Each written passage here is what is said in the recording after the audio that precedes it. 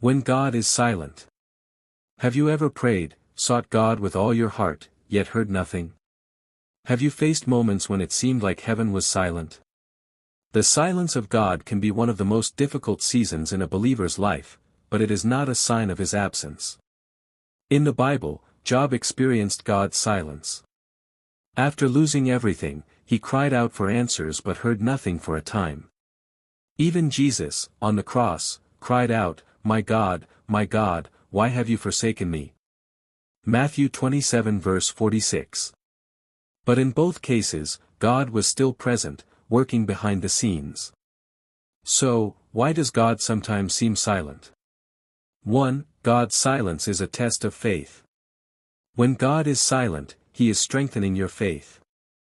Isaiah 50 verse 10 says, "Who among you fears the Lord and obeys the word of His servant? Let the one who walks in the dark, who has no light, trust in the name of the Lord and rely on their God." When you don't hear Him, trust Him. 2. God's silence is a time of preparation. Before Jesus began His ministry, He spent 40 days in the wilderness. There was no voice from heaven, just testing and waiting. God may be preparing you for something greater in your life. 3. God's silence is an invitation to go deeper. Psalm 46 verse 10 says, "Be still, and know that I am God."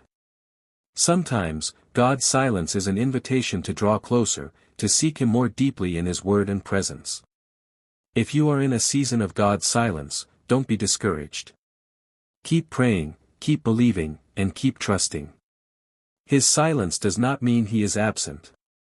He is working, He is speaking in ways you may not yet perceive, and in His perfect time, He will reveal His will. May we learn to trust God, even in the silence. Amen. Please subscribe and share the message.